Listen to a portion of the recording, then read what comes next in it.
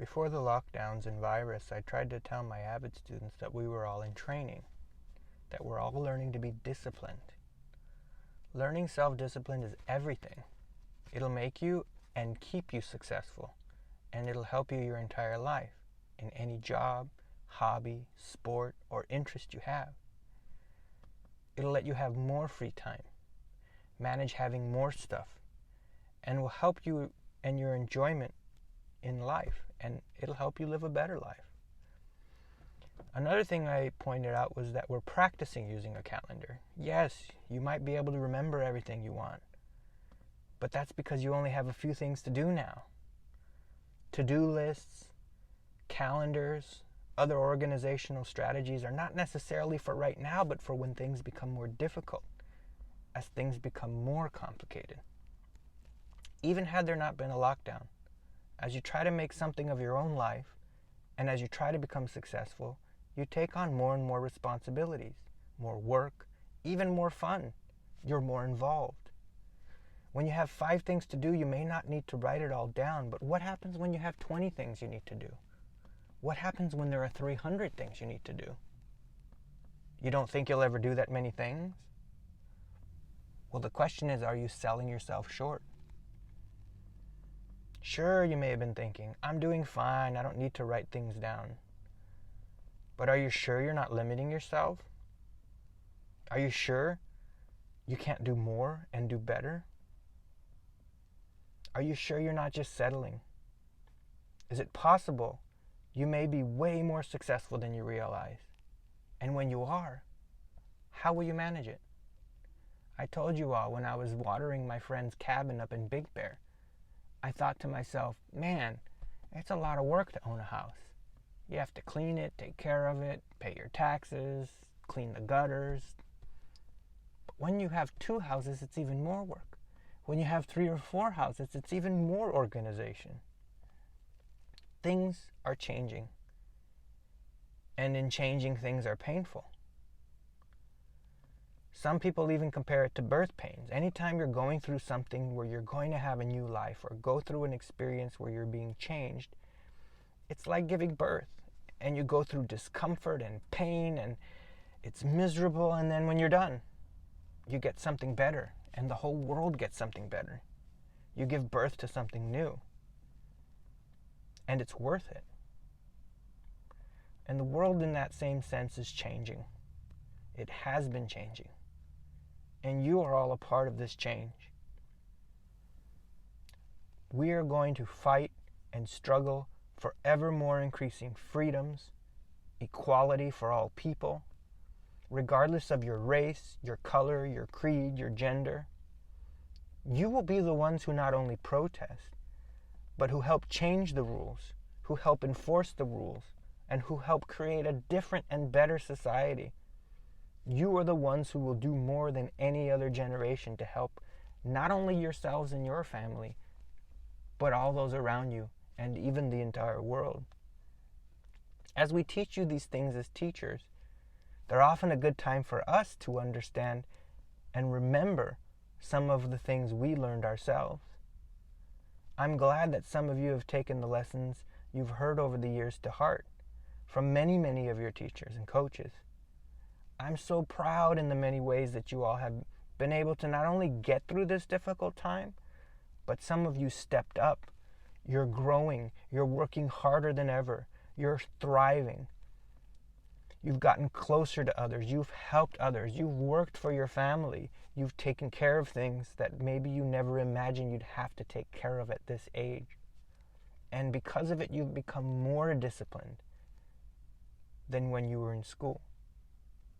Many of you have stepped up in such an unbelievable way at home, at school, with your family and friends. I couldn't have imagined being more prouder. And for those of you who are discouraged, or you think you've become a bad student, or you've lost motivation, just keep in mind, this is not normal. None of this is. You're not a bad student. You're just not a great student under these conditions that you've never been through, that you've never practiced. So really, it's not your fault. Give yourself a break. Who could have predicted, practiced, or prepared for this. But the more we can grow and learn from these situations, the better. And I think for many of us, we realize that freedom comes with a lot of responsibility. The more free time you have, the easier it is to ignore your work, get distracted, give up, and not get things done. When you're not in class getting your work done, when you're at home and it doesn't matter when you do it or how you do it, sometimes you have too much freedom and you're not organizing your time and you don't get much done. So we can learn from these, and we've learned as humans to adapt to almost any situation. We share many of these lessons because they've changed our lives. We teachers teach the things we teach because someone taught them to us, or we've experienced them and they've changed or impacted our lives. We have friends and families and former students who we've seen become successful in ways we couldn't imagine. And you can become successful in this way too, and you will. And you'll teach us one day. So long as we're willing, we can learn from the best people and learn from their mistakes and learn from their success, even as we do from our own failures and success. I don't think we appreciate organizing. And I'm glad you will be the next generation to change things, not just in America, not just in your community, but in the world. Just as the world has been watching us right now. And there have been protests in England, France, New Zealand, Russia, and many other parts of the world, demanding equality, demanding freedom, things that we've taken for granted for many, many years in our own country. What do they want? They want to be reorganized. They want things to be reorganized in a way that's really fair, that has equality and equity. Not just organizing your time, but how do you balance a budget? How do you make sure everyone has enough food? How do you make sure everyone has a shelter and basic needs? Everything we distribute and do and take care of, whether it's a business or whether at school, really has to do a lot with organizing. Think about it. What is it to be healthy mentally? It's to have your thoughts and your life organized in such a way that you're happy. And physically, what is it to organize your room but to put things in a way that they're in order and that they're there for you, ready to be used, and they're efficient, and they're going to help make you better and unlock more potential in your life. Even, it's silly, but think about your body. Rearrange your face, they say. Reorganize your cells or your body and you could be sick or die. So really, organizing has a lot to do with life. Like sharing resources, food, water, and other essential items. Organizing them in a fair and efficient way will allow everyone to have enough and everyone to get what they need. The smallest and the largest problems, even the protests in changing those problems, take organization. Look at the internet. What if you didn't have a search browser and you couldn't find what you wanted, but it was just random? You would have billions and billions of pages of information where, if they're not organized, they don't help you. Like your files or in a business. If you have all your files and records but they're out of order, then they're worthless. They're going to take hours, days, months to find what you need. So when we think about it, organizing really is a bigger thing than we realize. Even education. Education's organizing the information we've learned from our ancestors, and some of them spent their whole lives learning a formula or proving it. And we just take that, and it's organized in a way that we can then use it, and we get to build on the information of others. And you may not believe it, but you're more educated than Leonardo da Vinci. You know more about the human body, about the planet, about the stars and astronomy and science and chemistry, because many of those things that we know weren't even invented yet or weren't understood until now. So we really take and organize the best of society and hopefully leave that for our kids. So organizing is an essential part of living well. And we always have ways we can learn and do better. So I'm happy that I've taken in some of the things I've shared with you, and that I've been taught by teachers and mentors and people growing up, even my own parents, because during this break, I had to deal with a very difficult time, not just the virus and the crisis, but a reorganizing of my entire world.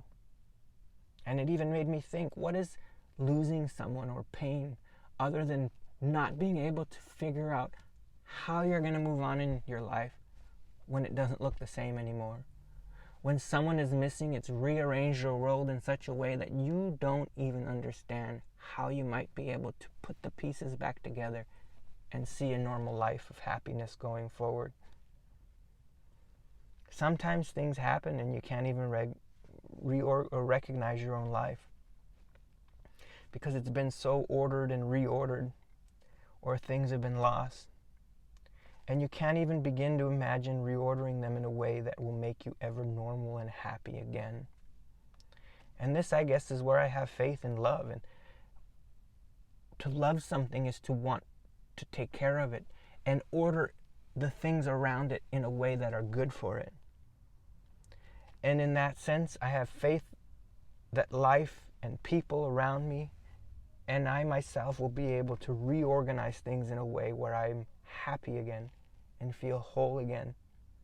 Because things in life have always been reordered for better. From the worst tragedies, even thinking of my grandfather in a concentration camp, Hitler didn't last forever. Eventually goodness stands up and people represent that goodness and they stand up for what's right.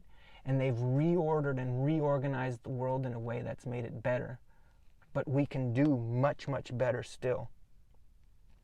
So during this time that I went through during the virus and during this pandemic, I'm glad that I learned things that I've tried to teach you and that others have taught me. And I was glad that I wasn't afraid to ask questions or ask for help. Even when I knew I'd been told something and I still forgot it and I knew I should know it, I wasn't afraid to ask a question and speak up.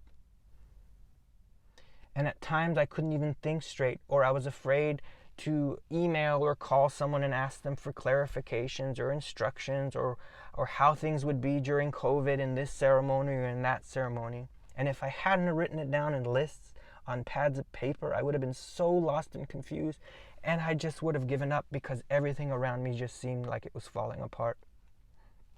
And during that time, I already had so many emotions and sadness and feelings dealing with the loss of someone in my life. Because a few weeks ago, my father passed away from COVID-19. And you know what? During my difficulty, there were people who were understanding, and there were people who were happy to help. There were people who were reassuring. There were many asking if I needed help or offering their help. They didn't get offended or upset when I asked the question twice and when I tried to clarify because I had not been paying enough attention. Some called me on their days off, like the lady at the mortuary after work. Even though she was done working and had worked 10 days straight, she still called me to help me out. And you learn so much about the way things are, and it's so sad. Even shipping a body, if you wanted to take a body and send it to Mexico right now who passed away, it would take about 5 weeks to just do that. And they're not shipping anyone with COVID. Sadly, my former student had experienced her cousin who passed away, and unfortunately they had to cremate him to send his body home, and he was only 32. I have a neighbor who's lost 2 cousins, one in Mexico, one in New York, to COVID. Yesterday I have a friend who lost her uncle. And it's so, so tragic. So many others have struggled and suffered. I wished it could only be me and my family who were going through this, because even some students I know have been suffering through COVID-19 and other problems related to the illness, whether it's not having money for rent, having money for groceries or a job, or the actual virus itself. But as always, we are never alone, even in our struggles. So I'm glad I was able to share a few things, and things that maybe would have prevented me from being able to get through these weeks. And it makes you think that sometimes we take these things for granted, going to school, having people there for us. And I'm glad that I was able to help some of you, because it prepared me for some of the hardest times in my life. a difficult time where I've never seen my mother so lost and so distraught and devastated. Her losing her mother a couple of years ago was probably nothing compared to losing her husband of 52 years. And we were there to support each other and give each other strength. And more these things make me remember how much everyone really is a big family. Your teachers, your friends, your family, your coaches, we want you to be better. They want better for us. They want us to be faster and stronger and braver and smarter and more kind and more compassionate and more equal and more free than they ever could have imagined having in their lifetime. So I hope you get to realize and learn from everyone before you. It really is a gift, because we get to learn from everyone before us. And it could help tear down the barriers around us and make us better and help us be more equal and help us to be better as human beings and as a society. But I want you to remember that your education lets you use these resources to reorder your own life. Not just your life, but your families, your friends, your parents, your coaches, your own kids one day, your grandkids, and even strangers. You help make their lives better. Your education is that tool which can reshape your future and which can make your arguments stronger. They could make more clear the voice that wants to scream out from your heart. They could make you more powerful and more capable of caring and of making change. Dave Chappelle had gotten an award several months ago, and he said, he's not the real brave, loud guy you think he is when he's on stage, that he's shy and he's vulnerable. But he learned to be strong and not be afraid on stage. He created a persona. And he said his mother would always tell him, you must grow to be a lion so that you may be a lamb. Which means he had to learn to be strong and brave and courageous so that he can be vulnerable. Not to be strong so he could be mean or horrible or bad or bully other people, but to use that strength of a lion to be meek and kind and caring like a lamb. To be kind and to be loving and to be vulnerable, you must have strength. And we often forget that. And we all have this strength. We just don't always remember we have it inside of us. And it takes courage and strength to show these things, this vulnerability and this care for each other. So I talk about reorganizing because I'm a geometry teacher. And really, geometry are the patterns and ways things are organized in life. And it's hard to imagine reorganizing my life and the life of my family when we've lost something so important like our father. We're doing okay. But I want you to know that I use more pads and more lists and more calendars and more help and more friendship and more love than I ever could have imagined at the time. I was forced to organize a funeral and contact a mortuary, a cemetery, a flower person, a preacher, call Social Security, and do so many other things that I never thought I'd have to do and wish nobody had to ever go through. These habits and skills we're trying to teach you aren't just for the good times. They're for when you're busy, they're for when you're stressed, when you're losing your wits because you have so much to do, or in times like this when you have loss and your life feels like it's falling apart. I can't tell you how helpful it was and what a relief. From all the emotions, picking out verses and photos for my dad's funeral, preparing his eulogy and giving a speech. But I did it and was grateful to have more strength than I ever could have imagined because of all of my friends and family and teachers before me who prepared me for this time. And I'm so grateful even just to be able to be there for my mother. And this idea gave me hope that although we can't reorganize our world the same way it used to be, and we'll never be able to put back the pieces in the same order, it's reassuring to know that there's a new order that we don't have to be afraid of, and that things can get better, and one day they will be okay. I mentioned education, and I want to talk about my dad for a second. His family moved to Paraguay in the 30s, and he only went to 6th grade. He was born in Paraguay in 1943, and he had one older brother who only went to 3rd grade. And thank goodness that brother volunteered for 5 years to learn to be a cabinet maker. And after farming all day, picking cotton and corn, he would go and learn for free how to make cabinets. Because of that, when he got to America, when he was about 19, he made a life which took him from cabinet making to construction, to being a foreman or manager, then running major projects. Thank goodness, even though he didn't have a degree or a piece of paper to say he went to school, he learned a lot in his lifetime. He took risks, he volunteered to learn, he learned many things, and he became an apprentice. He worked hard, he went after it, and even went so far as to leave home and convince his parents to sell the farm and move to America. And if not for that, my father wouldn't have followed him a few days later. My father only went to 6th grade, but luckily he followed his brother in his idea of learning something else, getting skills. He learned to sew and how to work on a sewing machine, doing stitching and working with fabric. And so when he was around 16 and he came to America, he was able to find a job working with fabrics at a factory.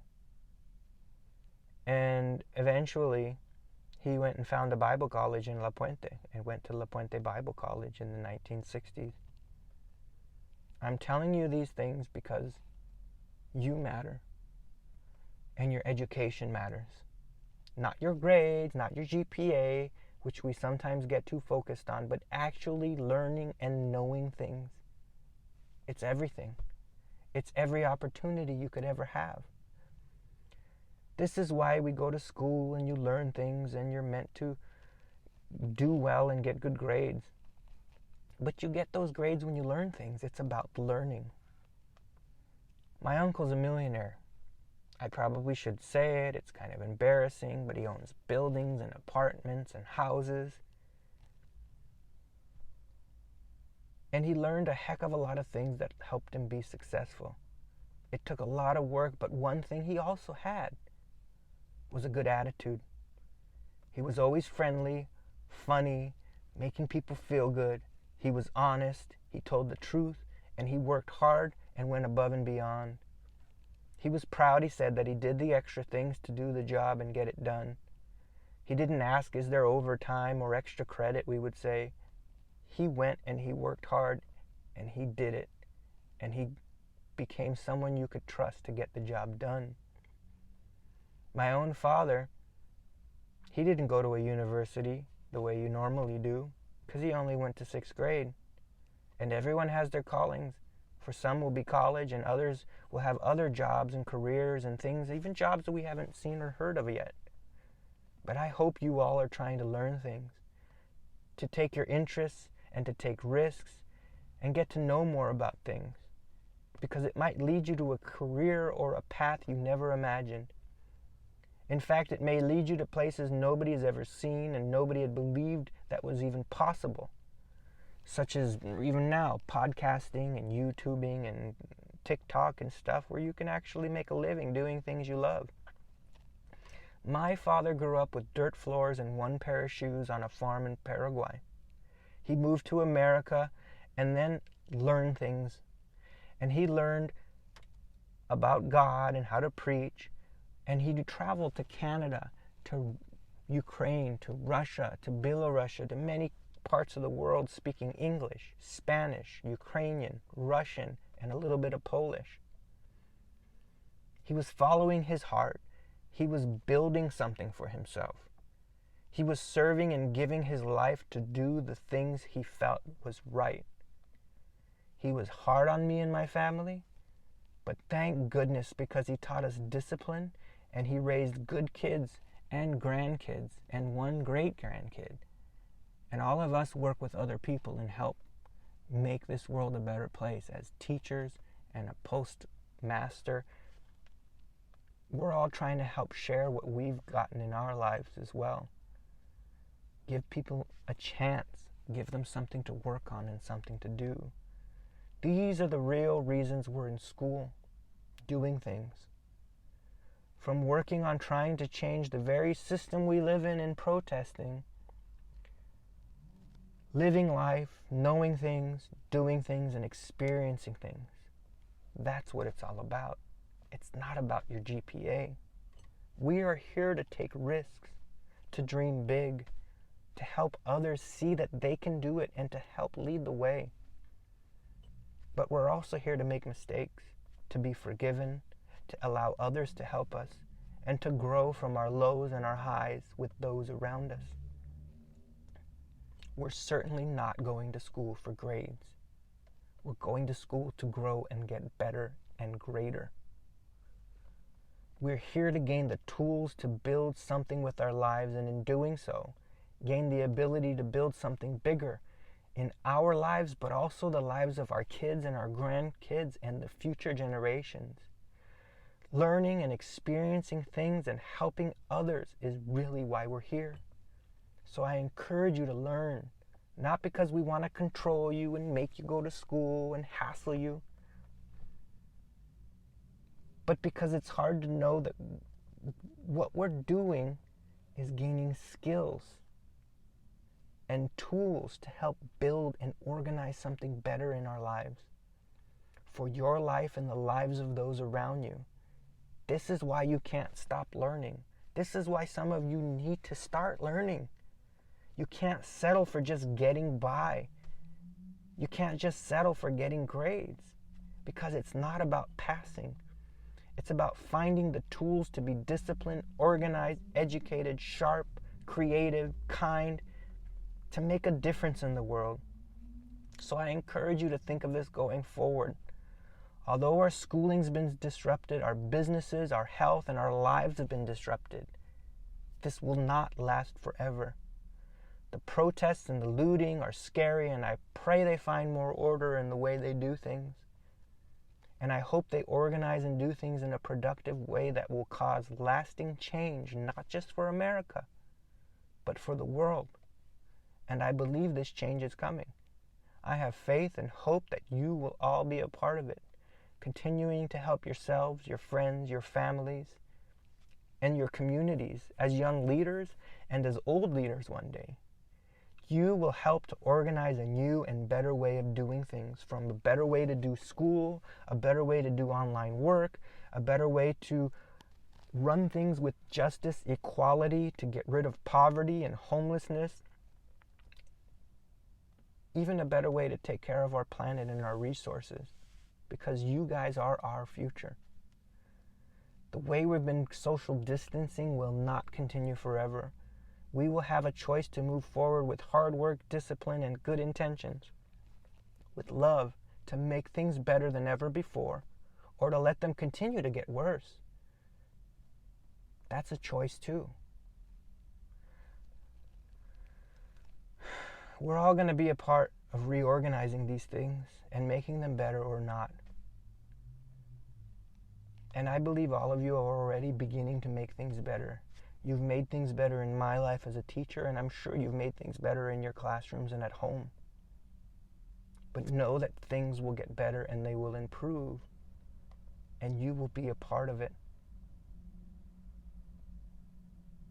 Just like that seed I gave you, I want you to remember your potential is so big. You can't imagine how big you can grow into if you do the work and you have the determination to do so. And when you grow, you're not going to even begin to imagine how many other people you're going to affect as they watch you become successful and productive and a better person. I encourage you to keep growing and organizing and reorganizing yourself. Do not limit yourself, because you can change the world, and you are changing the world. And I know that the world you are all going to create is going to be better, more beautiful, and amazing. So keep going forward and never lose hope.